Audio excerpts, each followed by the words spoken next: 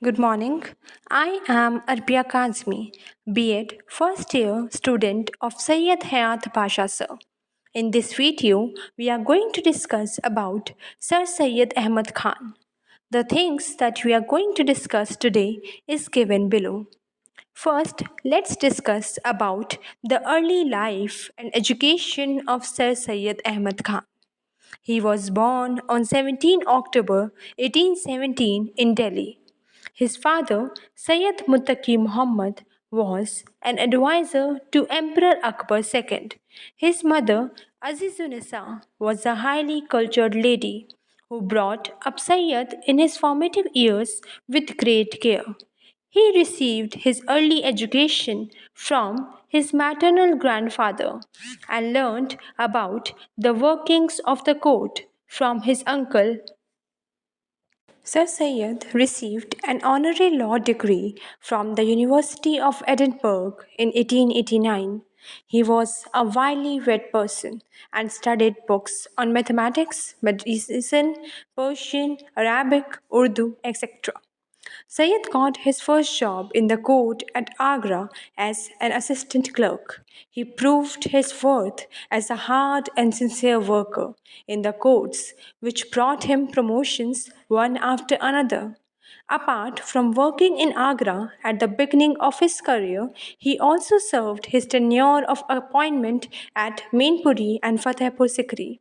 Later, he worked as the chief Amin in Delhi and then in Bijnor.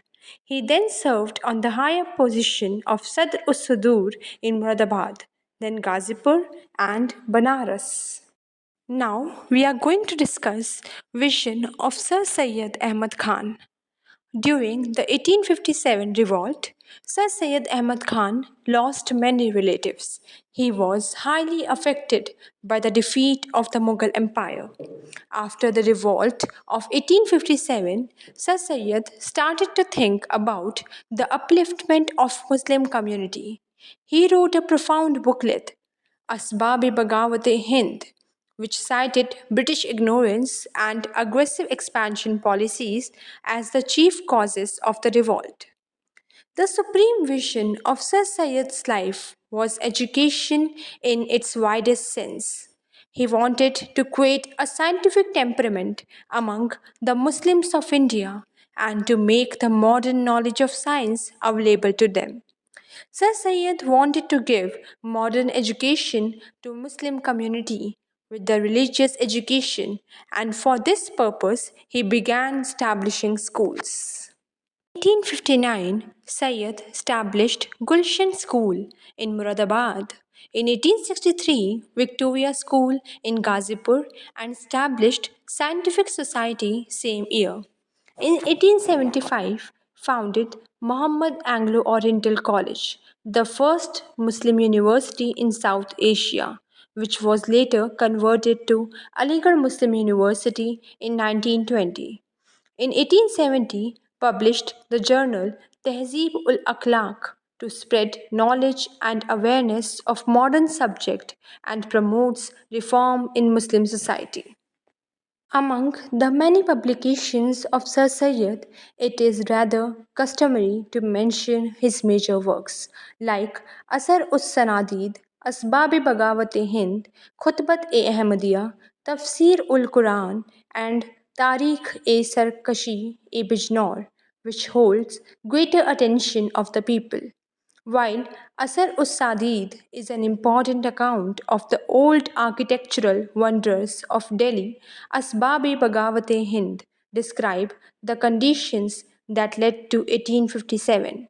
With this book, he also tried to dispel the misunderstanding of the British towards the entire issue that caused this terrible catastrophe. In Khutbat-e-Ahmadiyya, he wrote a strong and logical reply to a Christian author who had presented a distorted picture of Islam. His Tafsir ul Quran, however, proved to be a much contested commentary on the Holy Quran, where he examined religious matters in rationalist terms and denied the role of miracles in the matters of faith. His other writings of great interest include his miscellaneous writings and travelogues. The great philosopher, author, educationist, and jurist Sir Syed Ahmad Khan passed away on March 27, 1898. He lies buried within the precinct of the Jama Masjid of Aligarh Muslim University. That's all for this video. Thank you. Do like and subscribe.